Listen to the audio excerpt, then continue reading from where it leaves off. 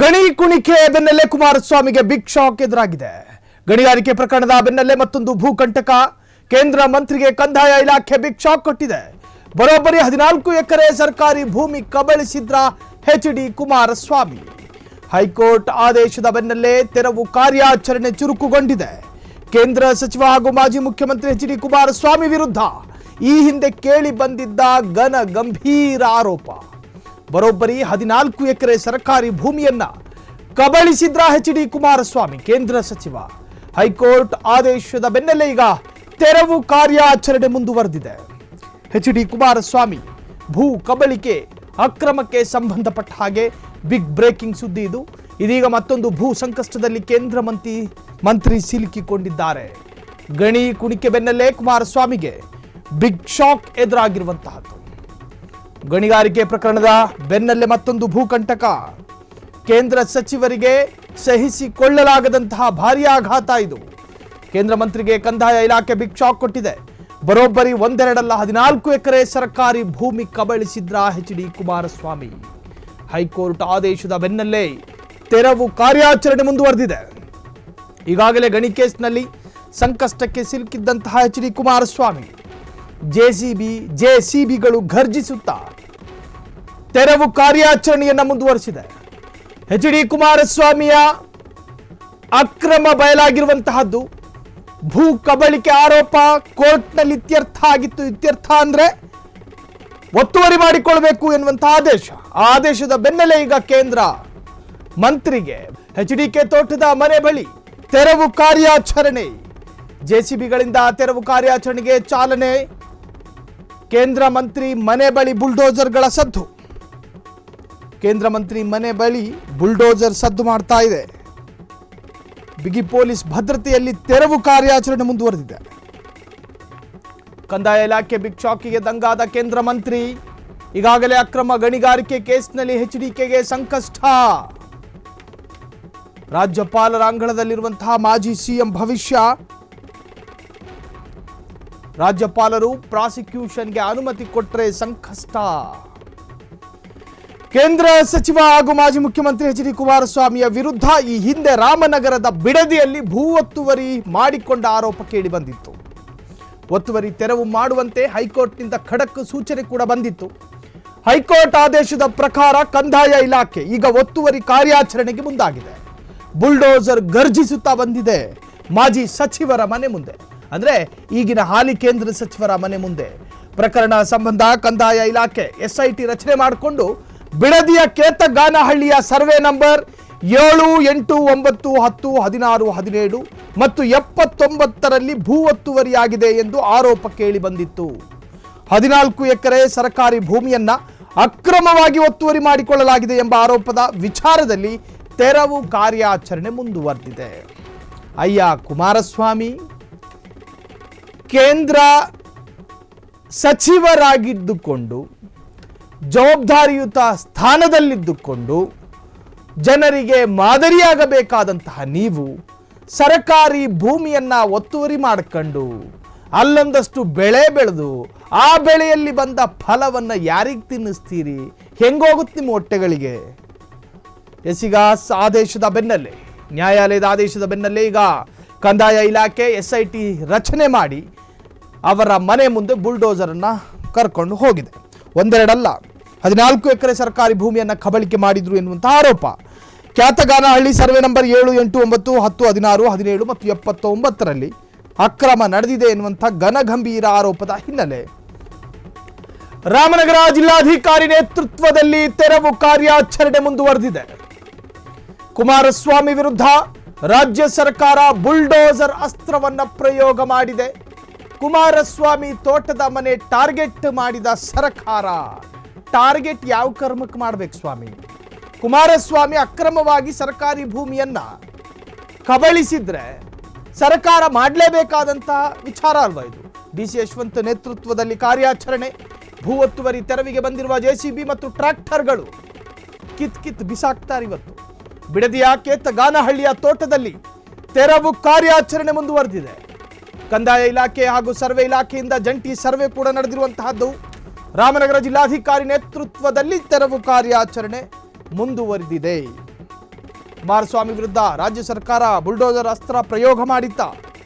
ಈ ಹಿನ್ನೆಲೆ ಕಂದಾಯ ಇಲಾಖೆ ಹಾಗೂ ಸರ್ವೆ ಇಲಾಖೆಯಿಂದ ಜಂಟಿ ಸರ್ವೆ ನಡೆಸಿ ಸರ್ಕಾರಕ್ಕೆ ವರದಿ ಸಲ್ಲಿಸಿ ಇಂದು ಒತ್ತುವರಿ ಭೂಮಿಯ ತೆರವು ಕಾರ್ಯಾಚರಣೆಗೆ ಕಂದಾಯ ಇಲಾಖೆ ಮುಂದಾಗಿರುವಂತಹದ್ದು. ಎಚ್.ಡಿ. ಕುಮಾರಸ್ವಾಮಿ ಅವರ ತೋಟದ ಮನೆಯ ಸುತ್ತಮುತ್ತಲಿನ ಒತ್ತುವರಿ ಜಾಗದ ತೆರವಿಗೆ ಸಿದ್ಧತೆ ಮಾಡಿಕೊಳ್ಳಲಾಗಿದೆ. ಈಗಾಗಲೇ ಎಚ್.ಡಿ.ಕೆ ತೋಟದ ಮನೆಯ ಮುಂದೆ 2 ಜೆಸಿಬಿಗಳು ಬಂದು ನಿಂತಿವೆ. ಎಸ್ಐಟಿ ತಂಡವೂ ಇದೆ.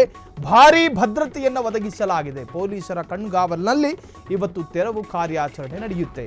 ಹಾಗಾದ್ರೆ ಮಾಜಿ ಮುಖ್ಯಮಂತ್ರಿ ಸಂಕಷ್ಟ ಕಾದಿದೆ. ಡಿಸಿ ಯಶವಂತ್ ನೇತೃತ್ವದಲ್ಲಿ ಆಪರೇಷನ್ ಬುಲ್ಡೋಜರ್.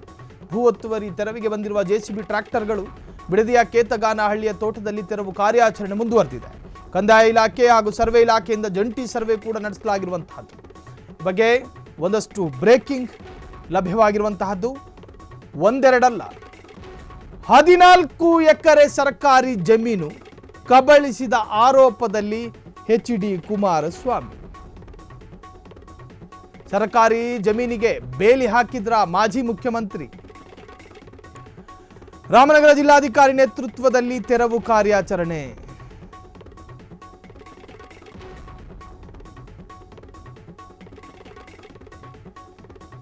ಕುಮಾರಸ್ವಾಮಿ ತೋಟದ ಮನೆ ಟಾರ್ಗೆಟ್ ಮಾಡಿದ ಸರ್ಕಾರ.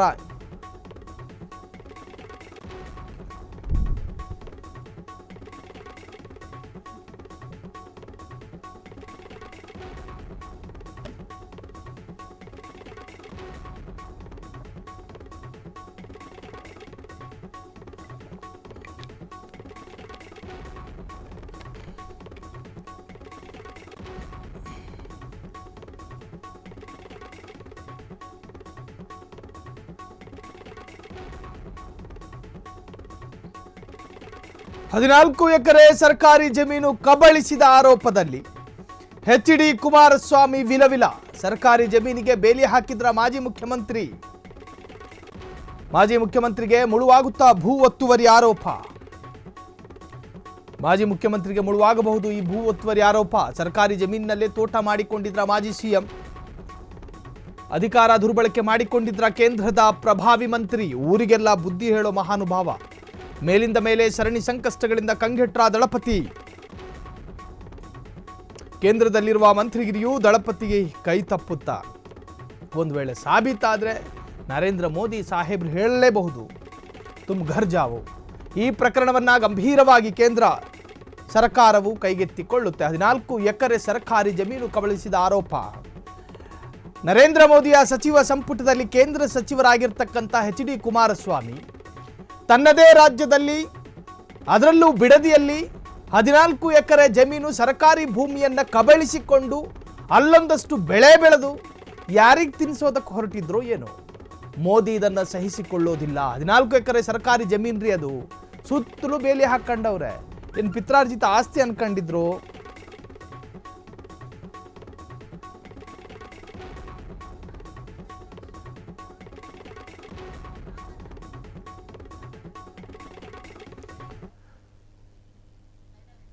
ಎಸ್, ಈ ಬಗ್ಗೆ ಮಾಹಿತಿ ಕೊಡೋದಕ್ಕೆ ನಮ್ಮ ವಿಶೇಷ ಪ್ರತಿನಿಧಿ ಅರಕೇಶ್ ಈಗ ಬಿಡದಿಯಿಂದ ನೇರ ಫೋನ್ ಸಂಪರ್ಕದಲ್ಲಿ. ಅರಕೇಶ್,